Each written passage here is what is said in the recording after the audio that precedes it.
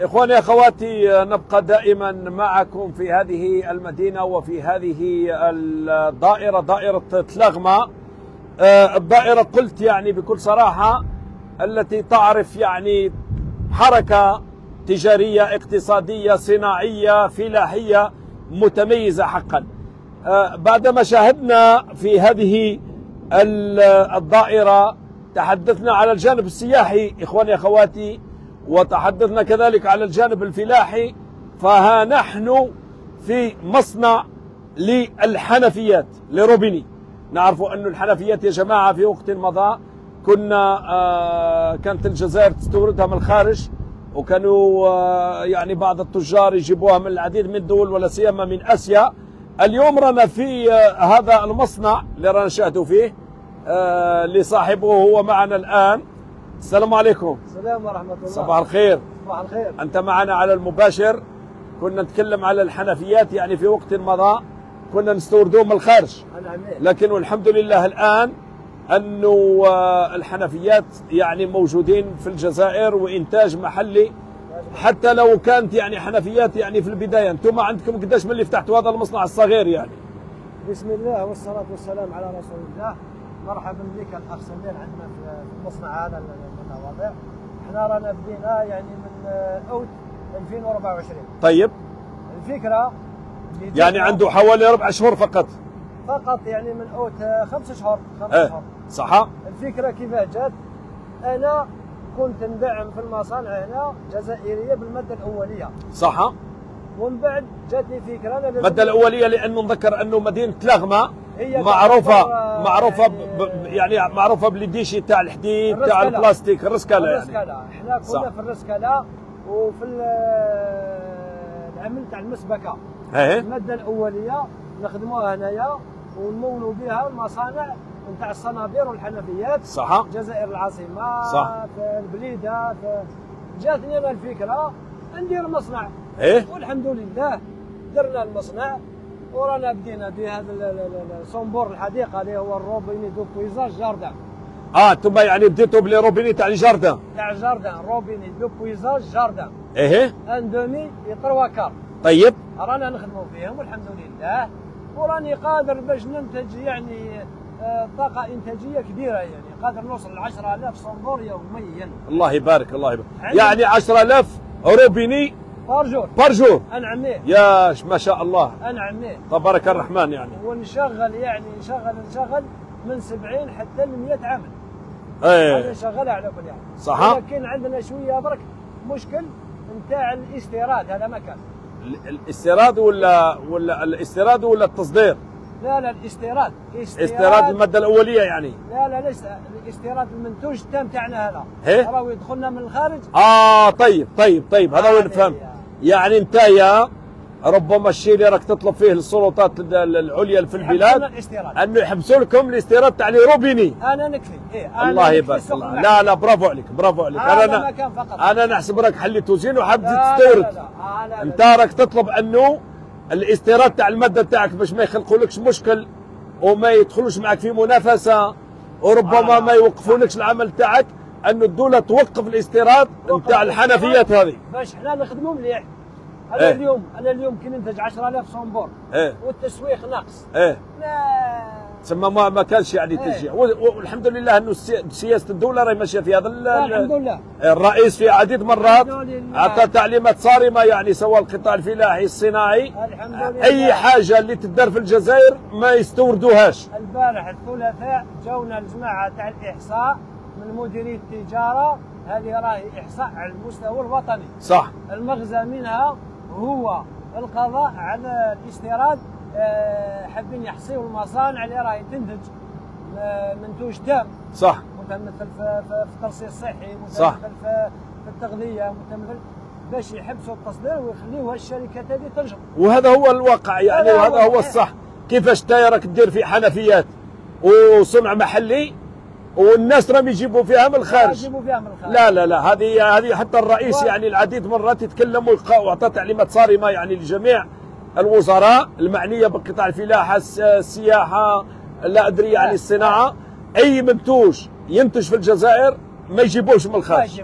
الحمد لله. طيب نبدا على بركه الله. هذا المصنع ربما نبداو بلابو داناليز. هذا واش معناتها لابو داناليز؟ مخبر التحاليل تاع المعدن. ايه المعدن المستعمل في صناعه الصنابير. ايه لازم يكون المعدن صافي من الشوائب.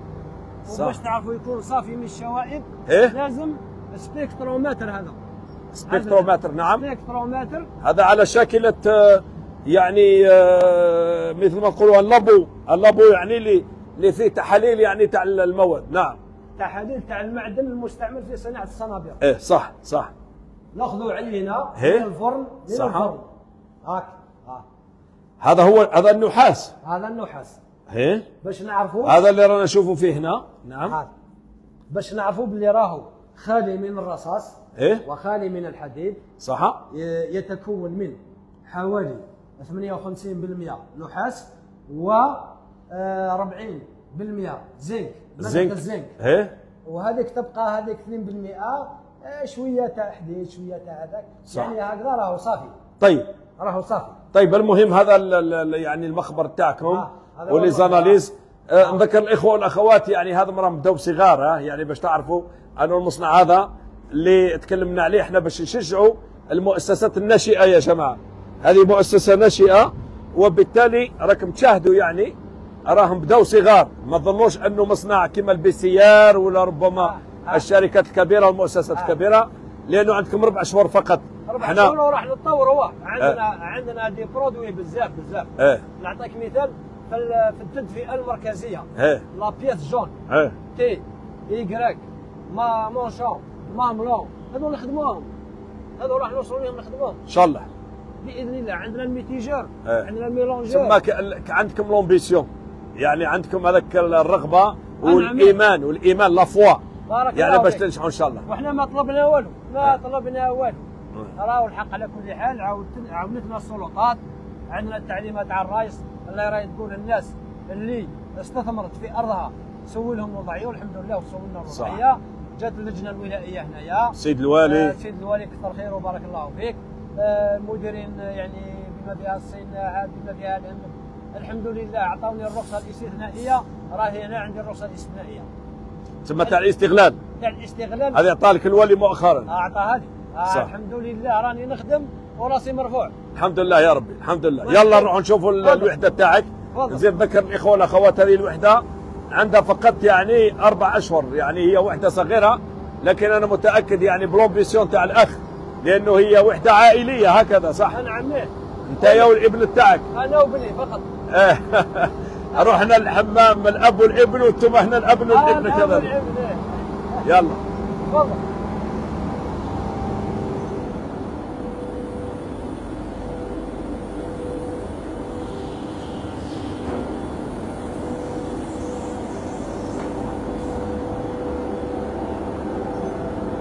هذا هنا يصب الحديد. هذا النحاس الدائم هنا. هذا الفرن. ايه هذا فرن كهربائي. ايه يخدم بالماء. هذا كبير. هذا فروه النساء. ايه ها هو القالب. ها هو القالب. هذا هو الروبيني. هذا هو الروبيني. ايه هذاك الرمل هو اللي يخلق الفراغ وين يمشي الماء. صح. وفوق يصب عليه النحاس. ها هو الراوي. اسمح لي راهو.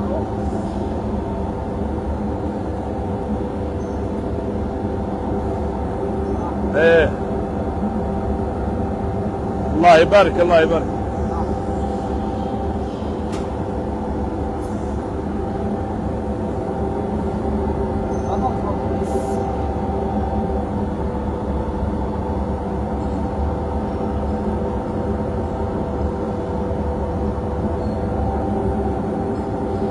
طيب هذا النحاس بعدين اللي هي وش كاين هنا في هذا صناعة. هذا خلاط الرمل.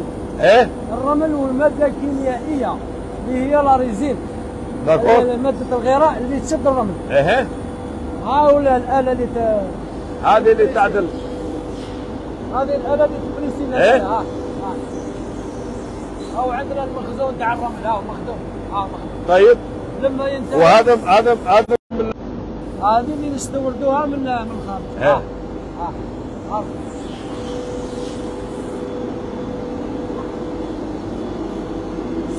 هذه المرحلة النهائية.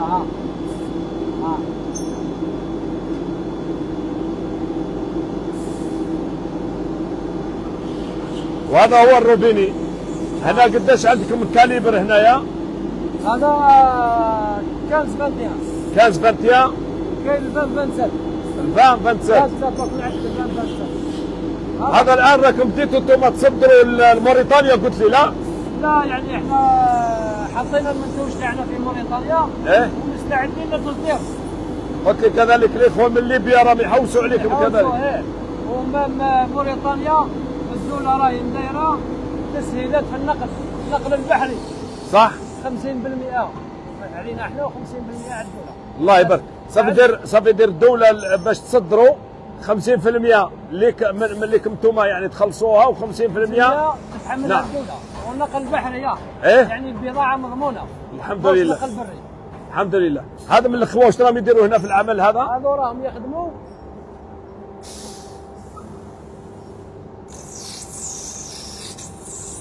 واش راهم يديروا هنا؟ هذو راهم يستعملوا في الفيلطاج هذا. هذا فيلطاج. هذا يستعمل هذه وهذا يستعمل هذه. يعني دو فيلطاج. كاين هذا كاين الآلة هذيك تخدم هذه والآلة هذه تخدم هذه. صافي بليزير والله صافي بليزير. هذا من لي روبيني اللي نلقاوهم احنا في المساجد ونلقاوهم في لي جاردان. لي جاردان بزاف يديروه. قلت لي انه اول تجربه تاعكم على ديتوهم المساجد. واش هو احكي لنا شويه على التجربه الاولى اللي درتوها. واش من تجربه مثلا؟ قلت لي انه احنا كي رحنا بدينا في البدايه رحنا بدينا المساجد لانه الناس تتوضا بزاف. على خاطر انايا راني في جمعيه دينيه. وكانوا الصنابير اللي في الميضه بداو قلت انا نحط الصنابير تاوعي باش نعرف حنفيات تاعك يعني لي روبيني تاعك. حطيتهم في المسجد اللي راني مسير فيه. صح. وراهم حبيت نشوف باللي الاستعمال اليدوي راهو كثر بزاف في الميضه. صح. ونشوف اسكو ريزيستيو وما ريزيستيوش والحمد لله هم اللي حطوا. تسمى انت اول تجربه تاعك رحت للمسجد. حطيتهم في المسجد.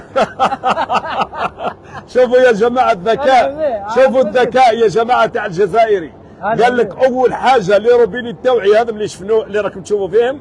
اول حاجه ديتهم للمسجد الميضه يعني. علاش؟ لانه قال لك الناس بزاف اللي يجيو يتوضاو 5 مرات في اليوم باش نشوف يا جماعه اسكو لي روبيني تاعي صحاح مو صحاح، فيابل مو فيابل. ومساجد موش مسجد. مساجد يعني زيد المساجد وين ديتهم اماكن اخرى كذلك؟ اماكن اخرى يعني استعملتهم انا عندي وعندي احواض الغسل تاع العمال. استعملناهم ثاني عند ناس برا. سوقناهم هنا في مدينه العلمه. طيب. سوقناهم في الحميس في العاصمه. صح. في مديوني في وهران. طيب. هنا في قسنطينه. والحمد لله راهم يتزايدوا الطلبات. انت قلت لي قادر قداش دير حنفيه في اليوم؟ 10,000 صنبور يوميا. 10,000؟ نعم. الله يبارك يا جماعه الله يبارك. موش نكفي الشرق نكفي السوق المحليه. شوفوا يا جماعه في هذا المنتوج هذا. وما زالوا منتوجات اخرى. ما زال ليكستونسيون توسيعات تكون باذن الله. ان شاء الله. المهم انتم هذه بدايه عندكم 4 شهور 4 شهور فقط من اللي بديتوا. فقط 4 شهور. والحمد لله انه تم رفع التجميد على المؤسسه تاعكم. لا الحمد لله يعني من السلطات والهيئات يعني المحليه الحمد لله. الله يبارك الله يبارك. هذه الحنفيه اللي توجدوها يا جماعه. اعطينا حنفيه واجده اذا كاينه باش يشوفوها الاخوه. كاينه. شوفوا يا جماعه هذه الحنفيه تكون واجده تشوفوها هنايا في هذا المصنع. هاي وراي هذه هي الحنفيه اللي راهي واجده. هذه يا جماعه الحنفيه اذا لقيتوها في المرشي في كل ولايات الوطن راهي خارجه من تلاغمه. اشفاو مليح. هذه يا جماعه اذا لقيتوها وماذا بكم يا جماعه اشتريوا هذه ما تشريوش تاع لاشين. نشجعوا ابناء جاليتنا وابنائنا هنا في الجزائر باش يشريوا المنتوج الوطني تاعنا ما يروحوش يجيبوا لنا تاع لاشين. وماذا بينا بالدوله كذلك انه هذه الحنفيات اذا موجوده يوقفوا لها الاستيراد. وراني مستعد باش نصنع هذا المفتاح هذا.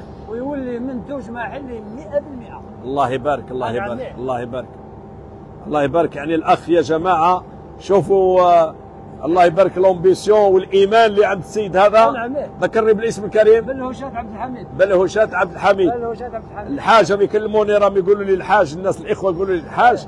فبالتالي هذا اللي راكم تشوفوا فيهم يا جماعه لي روبيني، تفكروا مليح يا جماعه. هذا تاع الجزائر. هذه الاله اللي راهو يخدم فيها الاخ هذا تاع واش؟ هذا الصنبور هذا راهو يعدي على مراحل. هذه اللي هنايا راهو شوف كيف يخرج. شوف كيف يخرج. عندنا نروحوا الاله على برا هذيك. نروح نشوفوا هنا كيفاش راهو يدير. هذا مكامل سيدي روبيني يا جماعه. هذو راهم يدوروا هنا في هذا البرودوي هذا. شوف كيف يكون. هذو يتصاب له هنا، يتصاب له. يتصاب له. صح. شوفوا الاخ الله يبارك يعني بلباس وبامور يعني تاع الحمايه وتاع كل شيء. هذا يتصاب له ويولي، وبعدين كيفاش يولي بريون. كيف يولي بريون. نروحوا برا. يلا نروحوا لبرا معاه. نعتلكم يا جماعه الاخ دائما. وهذا هو هنايا المنتوج في الكرتون. اعطيونا. شوفوا يا جماعه لومبالاج. لومبالاج. شوفوا لومبالاج يا جماعه فينال. لومبالاج فينال. هاو لومبالاج فينال تاع اللي روبيني تاع الاخ. شوفوا الله يبارك. شوف حل لنا وحده. هذا شوفوا هذا لومبالاج فينال الله يبارك. شوف هذا الفان 27 الحجم الكبير. هذا الحجم الكبير. الفان 27. الله يبارك الله يبارك ما شاء الله. هذا لومبالاج تاعو. والاسم تاع الشركه TLR. واش معناتها TLR؟ ترانسفورماسيون ليطون روبينيتري، تحويل النحاس وصناعه الصنابير. صح. ترانسفورماسيون راهي ملكيه صناعيه انترناسيونال. الله يبارك. عالميه هذه. الله يبارك. 10 سنوات من المعهد الوطني الجزائري للملكيه الصناعيه. 20 شهر ولا سنه.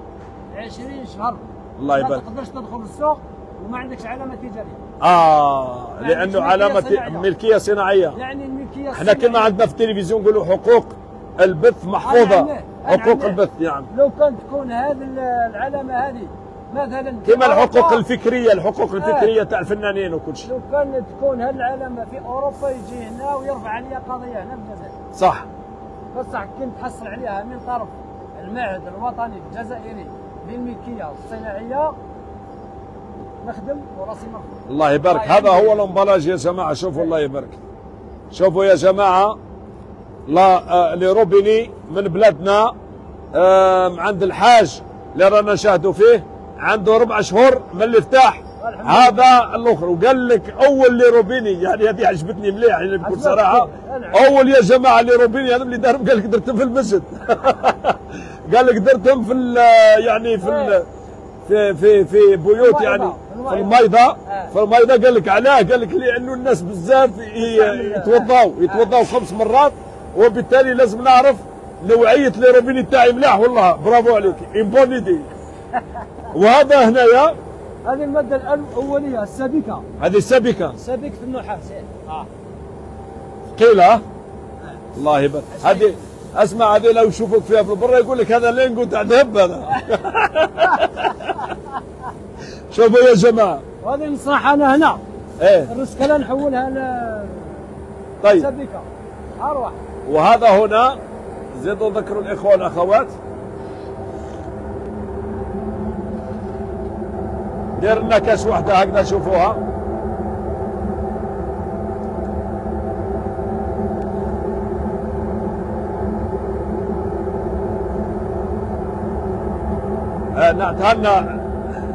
نعتلنا كيفاش ديرها هنا.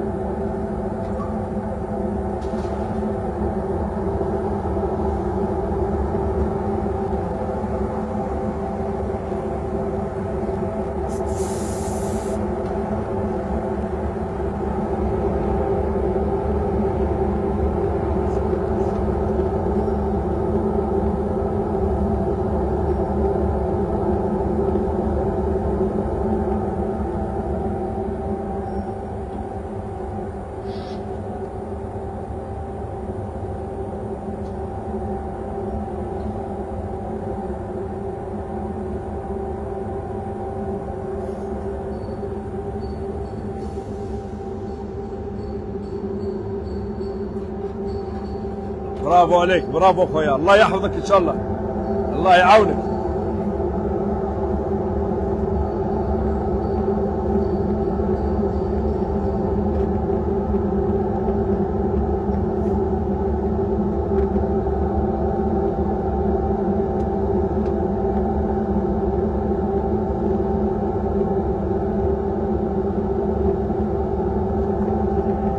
برافو عليك، برافو.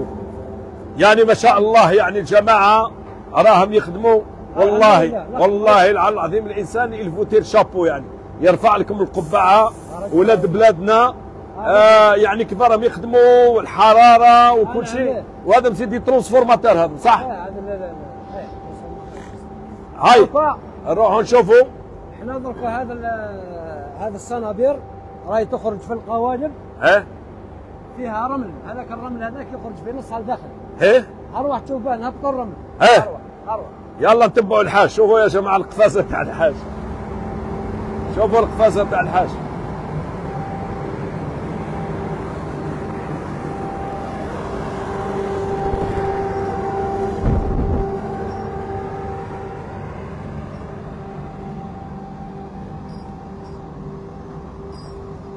هذا باش يهبط الرمل هذا. السلام عليكم. واش راكم يا شباب؟ لاباس؟ هذا الان باش يهبط الرمل. هذه عندنا الآلة هذه تدور الصنابير باش يهبط الرمل اللي راهو في داخلها الرمل هذاك. ها هو راهو يهبط. هذا هو الرمل. هو الرمل. هذا الرمل اللي كان تحت داخل الروبيني. داخل الروبيني. سبحان الله العظيم. يدك صح يكحله صح. فوق هذا نهزوه نديوه للآلة ديك ستابلس. باش تخرج له نحلوا الشوائب هذو كامله. الله يبارك الله. هكذا راهو خالي من الرمل. الله يبارك الله يبارك الله يبارك. الحاج درك هذا الاوروبيني هذا في السوق، يعني كيف الاسعار تاعهم؟ اسعار تنافسيه، اسعار في متناول الناس، النوعيه كذلك نوعيه جيده، لانه في بعض الاحيان الاوروبيني نوعيه جيده وراهي في متناول الجميع. سعر الجمله نعطيك مثلا ماركات يعني جزائريه، بيسيار، اسلر، افلر، جيالر، هذوك كل السمه تاعهم طالعه غاليه. صح. وحنا ما نقدروش ننافسوهم. صح. لانه حنا كبار عليك، كبار يعني على كبار، لكن انت ان شاء الله راح تكون كبير بعد اشهر. صح. لا تقارن بدايه زراعتك مع حصاد الاخرين. صح صح صح. انا ندير لهم سعر يعني معقول، ما يتجاوزوش 50,000. الله يبارك الله يبارك. دينار فقط. الله يبارك الله يبارك. البيسيار نقطة البيع تاع البيسيار في سطيف صح، ورفيق سمطينة 82,000. 88,000. 82. الله يبارك الله يبارك الله. 120 دينار جزائري. 50,000 يعني في 50,000 في يروحوا الناس يشربوها قهوة. يعني هذاك تاجر الجملة يعني يخدم ب 10% يبيعهم ب 55. وهذاك تاع كانكيري يبيعهم ب 60 65 معقول. الله يبارك الله يحفظك يا الحاج. يعني برافو عليك. ذكروا الإخوة والأخوات، يعني الحاج هذا المصنع اللي فتحه اللي رانا نشوفه فيه، يعني هو مصنع صغير، لكن أنا متأكد بالإيمان تاع الحاج وكذلك بالإرادة تاعه أنه راح يولي كبير بعد سنوات، لأنه كل إنسان يبدأ صغير الحاج. لا لازم صح. لازم الإنسان يبدأ صغير، وأنت عندك إيمان وعندك إرادة. الحمد لله. راح أنا نطلب منك ترجع في أواخر 2025 والله في 2026 تلقى الامور متطوره ياسر، تلقاها متطوره. الحمد لله يا رب. صافي بليزير، صافي بليزير. تلقى توسيعات صح في البرودوي، في كلش في كلش. هذا اللونجار هذا تلقى زوج لونجارات منين، والمشكل تاع الارض ما عنديش مشكل، راهي تقريبا 4 هكتارات تكفيني. الحمد لله يا رب. الحمد لله. شوفوا يا جماعه الايمان تاع الناس، يعني شوفوا وما نحتاجش لا زون.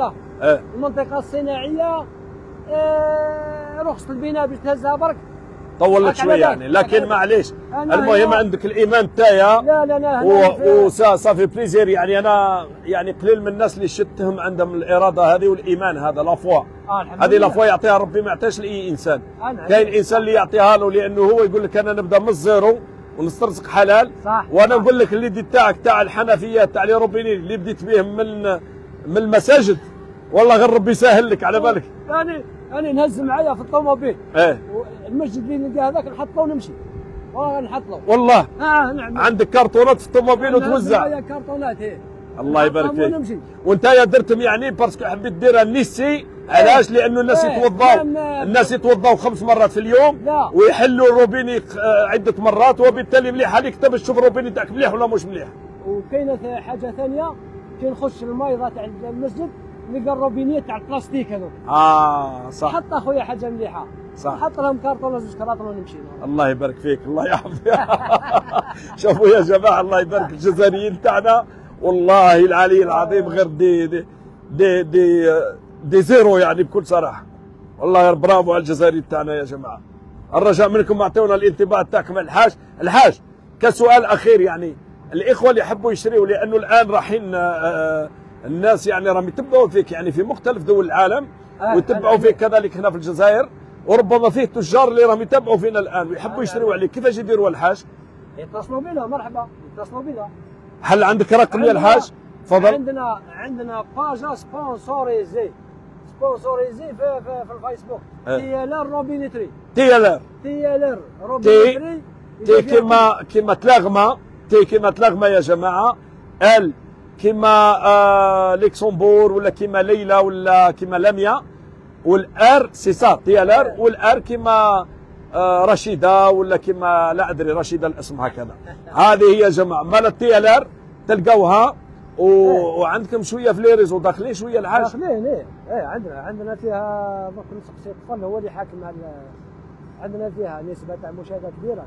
الله يبارك. كبيره ايه. طيب الحاج كذلك يعني الناس اللي عندك رقم هاتف تاعك هنا الحاج؟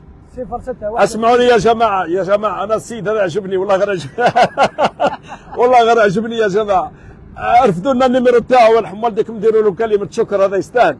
لانه احنا عندنا واحد الطريقه يا الحاج، دائما كي نديروا دي لايف هكذا نحبوا المتتبعين تاعنا اللي يتبعوا فينا يعني يكرموا الانسان هذاك بالشكر، لانه اقل شيء يشكروك. هذه هي. اعطينا رقمك اكتبوه يا جماعه الحمال ديكم. 06 61 06 61 33 13 14 14 سهلكم نزيدوا نعاودوها. اسمح لي 06 61 33 13 14. يلا يا جماعه اكتبوا لنا الرقم هذا الحمال ديكم. مره التليفون الحاج. هاو التليفون الحاج. هاو التليفون. اخي فيه الواتساب هذا الحاج؟ الواتساب عندي فيه واتساب. فيه واتساب. يقدروا يتصلوا بك ولا لا في الواتساب؟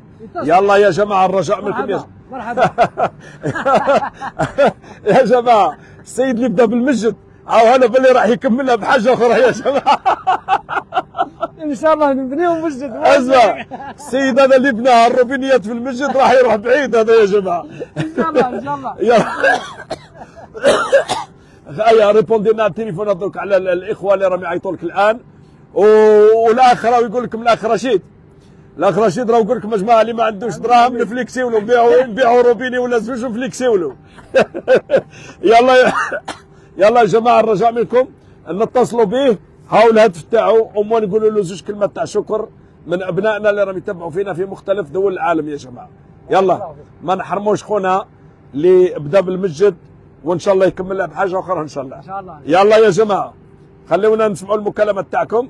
ماذا بينا تعيطوا لخونا رشيد كلمه شكر وكلمه اعتراف. يا رشيد اول مكالمه.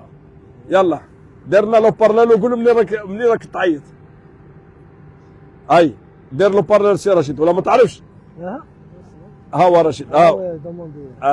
يا رشيد. رشيد تبان لي التليفون خاطيه التليفون. مش اللي مالش بالاخر. روح ادخل ديريكتومون. خلي التليفون تاعك هكذا وريبوندي ديريكتومون على الناس. يلا يا سيدي. واحد يلا يعيط. طيب منين؟ قول له منين راك تواصل. الو السلام عليكم. لاباس يعيشك. واش راك تاع؟ شوف جماعه تلغمه يا جماعه، الهضره حلوه تاعهم تاع تلغمه يا جماعه. قول له منين راك تعيط. واش راك لاباس؟ باتنا. مرحبا. الله يبارك فيك يعيشك. اللهم امين. ان شاء الله. طيب ان شاء الله. شكرا لك. اروح مكالمة ثانية يا سي رشيد. هيا افتح مكالمة ثانية. نعم اتصل. سي رشيد قال لكم يا جماعة اصبر. تفضل. هيا ريبوندي سي رشيد. هيا اروح. السلام عليكم. الو السلام عليكم. السلام ورحمة الله. مرحبا. بارك الله فيك يا خويا. الله يبارك فيك. الله يبارك فيك. بارك الله فيك. ابغى نزيه. راكم شجعتوه رشيد يا جماعة، راكم شجعتوه رشيد. منين راه يتصل الأخت؟ منين تتصلي يا الأخت؟ منين تتصلي؟ من القرارة. هيا ما هيا. هذه البداية. هيا طيب. هذا الأخ رشيد. شوفوا يا جماعة كنا في طيب درك نزيدوا عبد الحميد نعم عبد الحميد رشيد. معليش. المهم كلهم اسماء يعني محترمه واسماء. ذكرني واش راح تزيد تنعت هنايا. نعت لي هيا ريبوندي كثروا عليه المكالمات. عبد الحميد يا جماعه. عبد الحميد راه بدا بالمسجد يا جماعه، قال لكم نبدا بالمسجد وما نعرف وين نروح من بعد. لازم. هيا نعت لنا واش راح تزيد دير عبد الحميد اللي راح تخدموا الروبينيات راح تخدمهم. واش راح نخدم؟ هذا اللي راح تخدموا درك. هذا ريبوندي يا عبد الحميد. ريبوندي على الناس. يلا منين؟ الو. واش راكم؟ درنا لاباف درنا لو بارلور. اقعد سي. يبارك فيك. دير لو بارلور. هذا لو كنا نعاود لك ندير لك لوط بارلور، قال لي قولي دير لوط بارلور. لو بارلور دير هذه. هاي وشكون منين جي هذا من المكالمة؟ الو. السلام ورحمة الله. أهلا أخويا واش راك؟ لا باس يعيشك الحمد لله. نحمد ربي. لا باس يعيشك. يبارك فيك. الله يبارك فيك. يعطيك الصحة أخويا. الحمد لله الحمد لله. من راك اتصل الأخ؟ ميلا. جماعة ميلا. هذا ولد بلادك. لا احنا نحوسوا فرنسا يا جماعة، نحوسوا فرنسا، نحوسوا كندا، نحوسوا كندا ترى قريب هنا ليه. اشكروا. طيب. بارك الله فيك. طيب مشكورة. الاخوه راهم يعيطوا من مختلف. خلونا نسمعوا فرنسا يا جماعه، نسمعوا فرنسا ونسمعوا ايطاليا ونسمعوا كندا ونسمعوا قطر والامارات. قلت لي يا سي عبد الحميد هذم هما لي روبيني دوك اللي راك توجد فيه. هذا الميلونجور دودوش وكاين ميلونجور دو كويزين وكاين ميلونجور. ريبوندي الأولوية المكالمات. يلا المكالمات. هذا قطعته يا عبد الحميد. راح نعاود. قطعته. لا خليه درك يعاود لك. قلت لي هذا الميلونجور. هذا الميلونجور دودوش. وكاين ميلونجور دو كويزين. صح. وكاين ميلونجور دو لافابو. صح. هذو نخدموهم حنا ثاني هاي النحاس الاصفر. النحاس الاصفر. طيب يلا هذه فرنسا. هاي تفضل. الو. السلام ورحمة الله. لا اخويا واش راك؟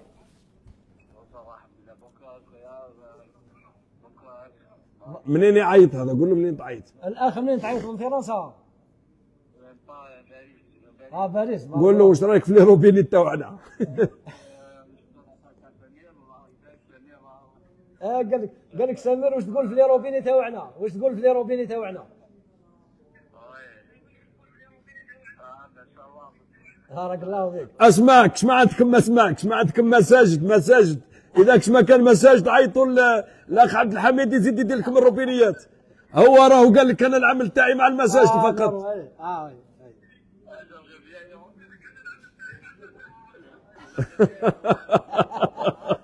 عجبتني هذه تاع المساجد. هيا شكرا لك.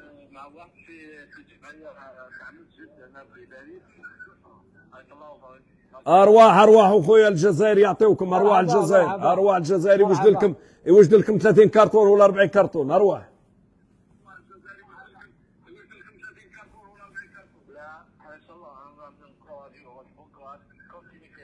الله يحفظك. شكرا لك. بارك الله فيك. شكرا. طيب نرجع لهذا النوع كذلك اللي راك دير فيه. هذا نوع اخر كذلك. هذا نوع سي ديفان صمامات. هذه ثاني راهو يستعمل في قوالب. في قوالب رمل ومن بعد يدفينها. هذه تسمى وحدها وهذه منها وحدها. هذه ثاني مطلوبه في السوق الجزائري. صح. مطلوبه. طيب ككلمه اخيره سي عبد الحميد، ككلمه اخيره واش تقدر تقول للسيدات والساده راهم يتبعوا فيك يتبعوا فيك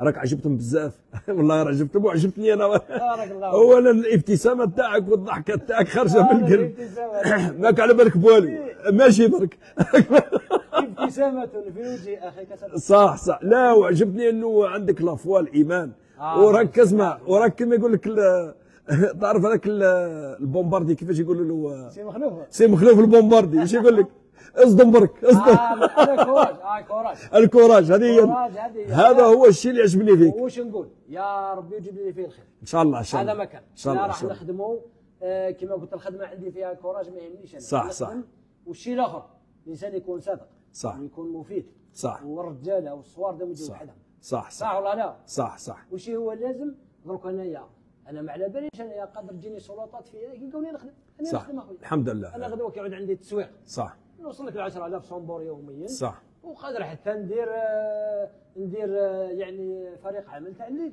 نخدم الليل تخدم الليل دوك ماكش تخدم الليل ما نخدمش الليل ما نخدمش سي عبد الحميد قداش عندك عائله راك معيشها هنايا وكامل سوا ديريكت ولا انديريكت؟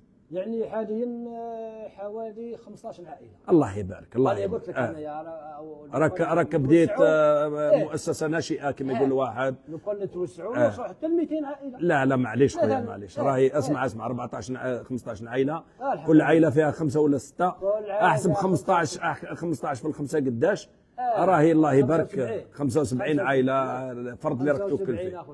والتسديد يعني تاع الاجور في وقته صح وتقدر تقول من الخميس للخميس صح اليوم نحوسوا الناس يخدموا برك صح تحب تخدم من الصباح للسلك العشيه تفضل يعطيك صح ربي يحفظك والله برافو عليك. في خدامه سيدي انا جيب ديال كل يخدم سيريو لو نسوريه صح ومسوريين بكل الخدامه تاعي صح بصح ما نقدرش نسوري انا واحد يخدم لي 3 ايام ولا 4 ايام وما يرجعش يلوح 500,000 في الجيب يروح لا يجي صح سي با نورمال سي با نورمال. هذو الحق الخدامه تاعي يخدموا معايا طول صح يخدموا معايا قادر نقول له دروك مثلا ما عنديش الخدمه روح تروح 3 ايام 4 ايام نقول له ارجع صح.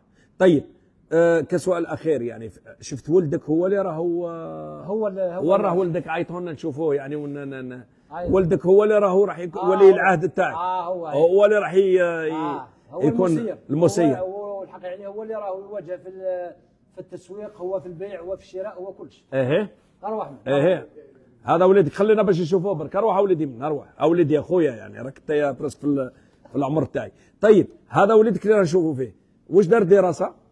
هذا عنده ماستر اكاديمي في الفينانس ماستر اكاديمي في الفينانس ياك دبرتها يا سي عبد الحميد يفهمني انا ياك دبرتها يا سي عبد الحميد يا خويا انا قريته باش نستغلوا بس على لا سي عبد الحميد انت راك ديتها الدنيا واخره اسمع ديتها في المساجد بديت اللي روبيني تاعك في المساجد درتهم حطيتهم في الكامل في الدار تاع الوضوء او عندك قداش 1000 مصلي يفوت عليهم واسمع وزدت قريت ولدك على الدراهم قريتها لازم نقري باش الحسابات يعرف يدير لك الحسابات وكل شيء. هذه ثاني نسيت باش نقول لك انايا يعني الوظيفه تاعي كنت محاسب راني خارج من المحاسبه صح. كاين مشاريع على كل حال لازم تكون مثقف باش تخدمها صح او موش خش الخدمه هكذاك برك صح برك انا تجيني كوميسيون تنزل لي كارطه بلاد راح تجيني من مديريه التجاره راح يجوني من الديوانه راح يجوني من الضرائب لازمني نستقبلهم صح ولازمني الاخوه راهم يقولوا لي مستوى تاع سي عبد الحميد انا نيفو تيرمينال 87 لكن درت محاسبه